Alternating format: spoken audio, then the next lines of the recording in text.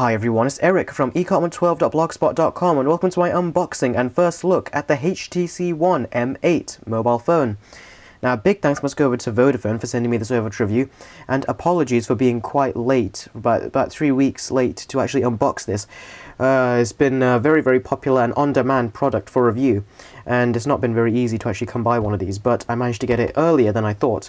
So, without any further ado, let's get into the unboxing. Before we do though, let's just take a look at the box.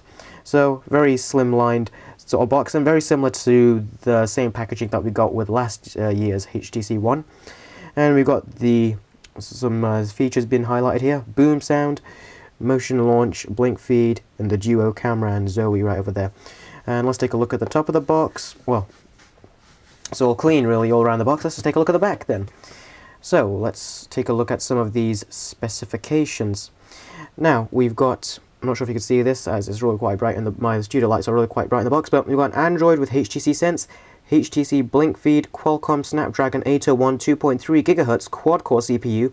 This takes nano SIM cards, internal memory of 16 GB, that's what this model has got right here, and you've also got 2 GB of RAM, and also a very, very nice feature is that you have extended memory of microSD cards up to 128 GB, which is fantastic, so you'll never run short of storage space on this smartphone. It's also got a 5-inch Full HD 1080p display. It's got a duo camera. Unfortunately, it's the you got the same 4-megapixel ultra-pixel camera, although it has been altered to be a little bit better. And you've also got a secondary camera, which is supposed to capture depth information, and a 5-megapixel front-facing camera, which is actually a higher megapixel count than the rear-facing camera. So that's very strange. Anyway, let's open the box. And we should be greeted with the phone. There it is. Now this is the space grey colour. I'm not really keen on this particular colour, but it should look, let's take a look. Wow, still does look really quite premium and really quite nice. I mean, wow, that is a really, really nice looking phone. I'm really digging the look of that. So let's just put that off to one side and take a quick look at the accessories, a very quick look. So we've got full-size USB to micro USB connector to charge and synchronize the phone. Got some extra ear tips that go alongside the earphones, which looks like someone's been at these.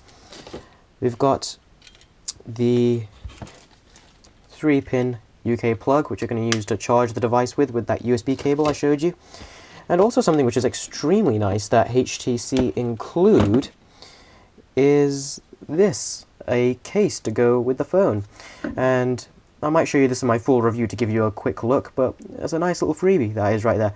And the HTC One M8 has got some really nice sort of like custom cases that are also made for it as well. So I'm really liking the look of this, and let's take a look at the last few bits.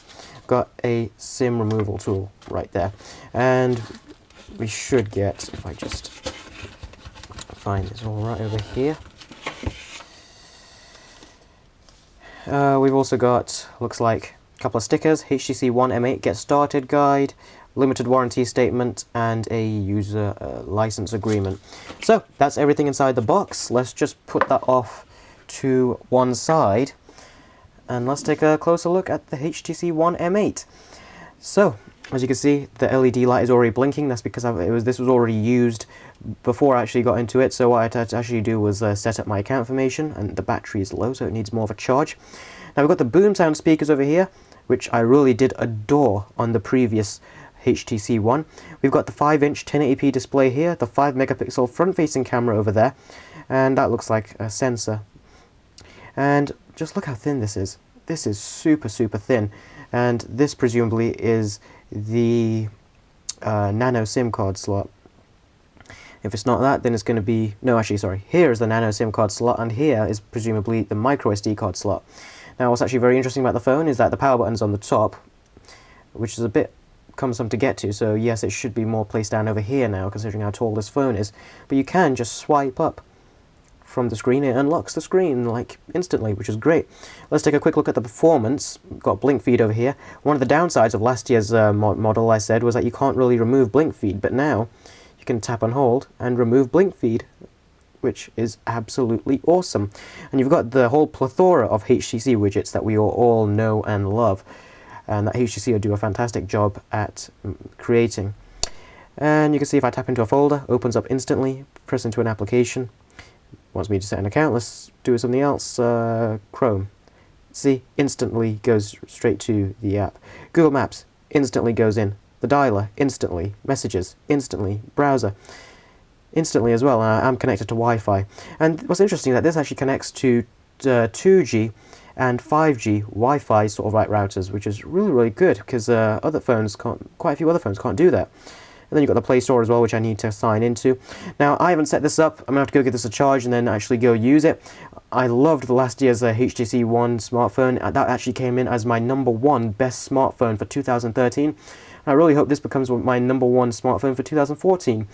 So, thank you guys very much for watching. This has been Eric from ecottman12.blogspot.com.